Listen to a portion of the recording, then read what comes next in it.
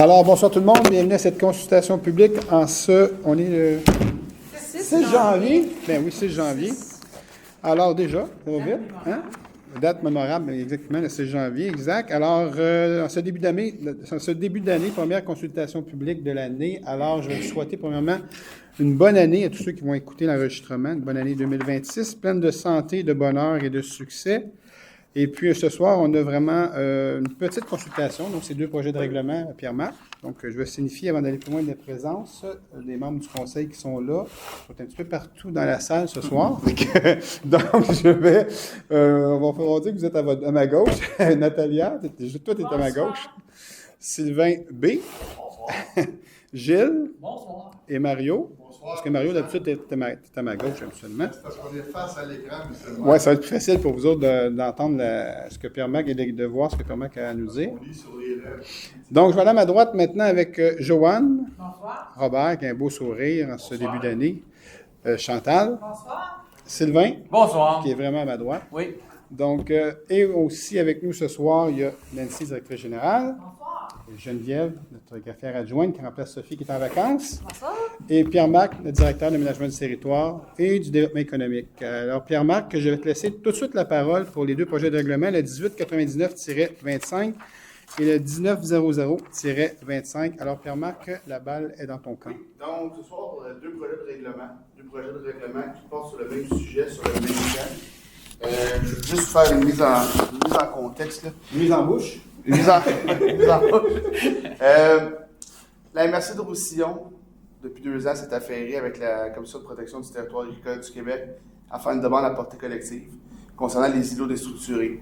Ceux qui connaissent moins cette terminologie-là, les espaces en zone agricole qui ont été identifiés par la MRC en collaboration avec ces 10 villes, parce qu'il n'y en a pas du côté de Sainte-Catherine, de zone agricole, 10 des 11 villes, a déposé devant la Commission de protection du territoire agricole pour faire reconnaître des terrains qui ne sont pas propices ou voués à l'agriculture. Donc, je donne un exemple concret. Saint-Régis-Nord, Saint-Régis-Sud, il y a la rivière qui passe dans le milieu, mais tout ce qui est entre ces 2 rangs-là et la rivière, c'est pas propice à l'agriculture ou c'est pas remettable à l'agriculture. La CPTAQ a désigné des pochettes d'habitation, comme vous voyez depuis... C'est pour ça qu'on va construire des...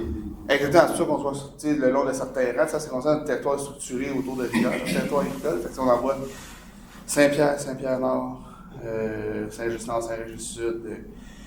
À travers Saint-François-Xavier également, à travers le territoire, ben, ces pochettes-là, ça fait déjà 15 ans qu'il y a des demandes qui sont faites par la MRC de Roussillon.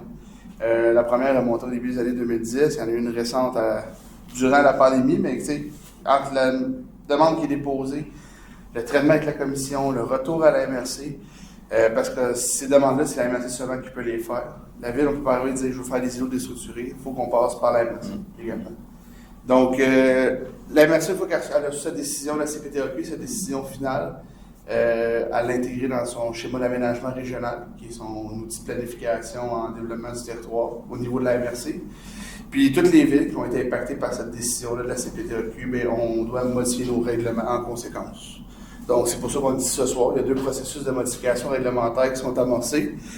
Puis, contrairement à d'autres règlements, d'autres consultations publiques où on modifie les règlements, soit d'urbanisme ou zonage notamment, absolument, il y a un processus avec les personnes habiles à voter et tout ça, comme vous savez.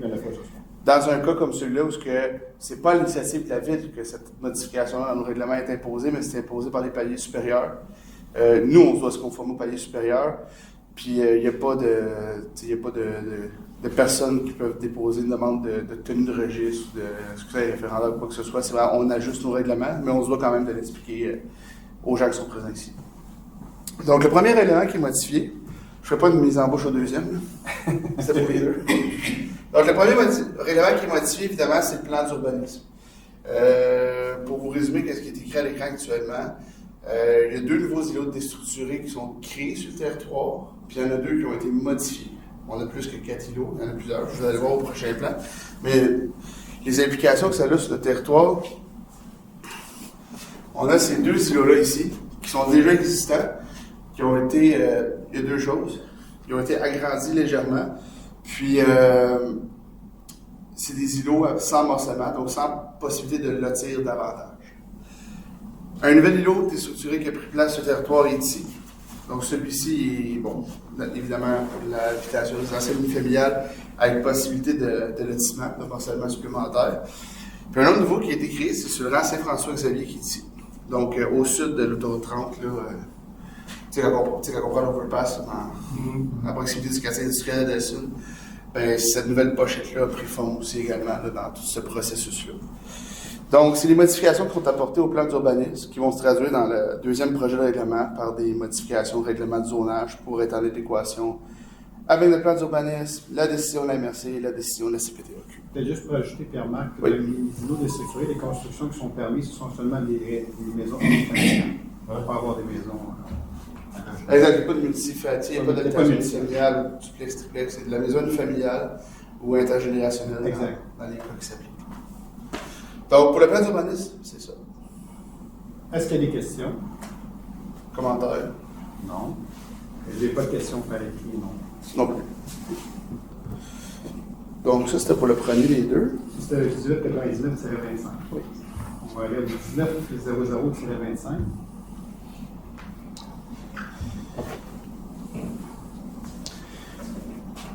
Donc, si on prend le préambule de tantôt, comme je vous dis, on est dans le même contexte. Maintenant, c'est au niveau de la réglementation du zonage.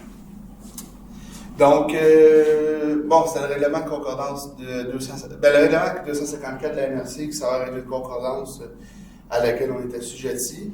On a deux nouveaux îlots de créés qui vont être les îlots déstructurés 14 et 15 sur le territoire. Donc, on est rendu à 15 pochettes résidentielles dans la zone agricole à Saint-Constant.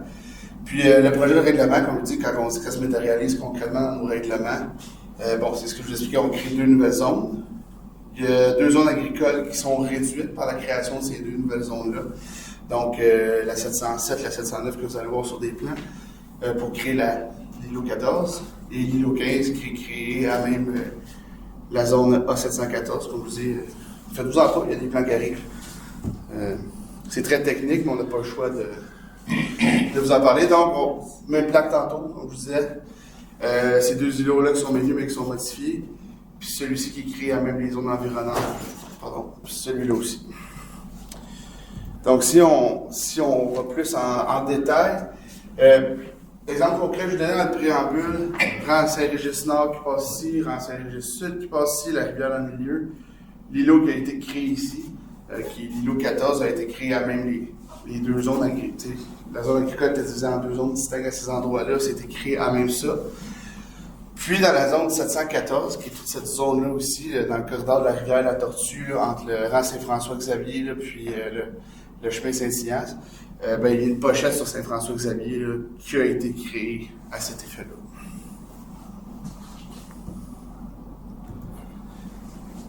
On modifie des plans, ça implique qu'on ajoute des grilles, qu'il y a des grilles qui sont modifiées. Il y a des conditions que la CPTAQ a imposées à la MRC, que la MRC nous a imposées à son tour, qui se matérialisent là-dedans. Je vais vous en faire la description.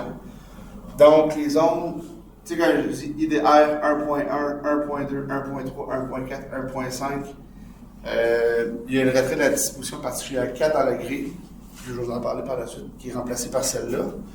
Même principe pour les zones IDR 1.6, 1.7, 1.8. C'est la même disposition qui est retirée, mais était libellée sous le nom de la disposition 6.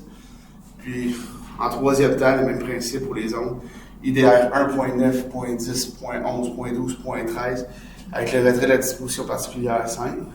Quand on parle de retrait de la disposition particulière, on retire un ancien texte, on en met un nouveau à la place avec les nouvelles conditions de la CPTAQ.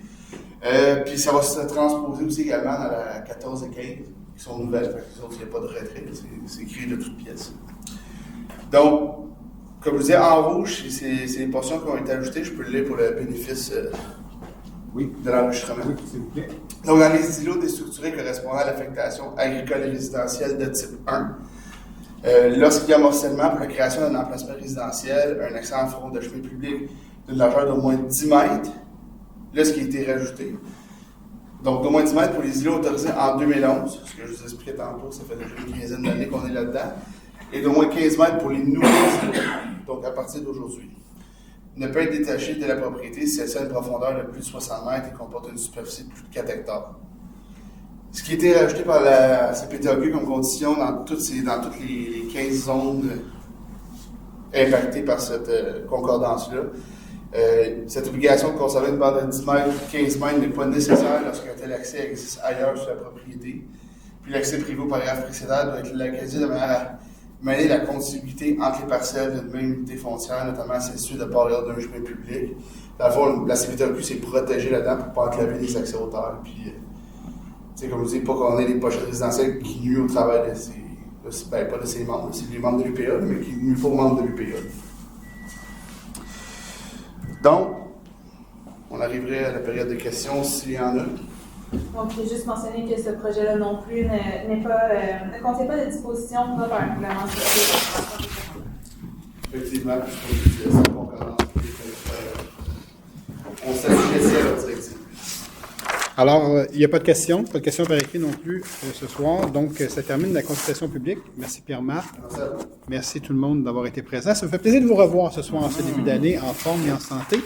Une grosse année nous attend. Donc, merci encore. Bonne soirée tout le monde et à très bientôt. Bye bye.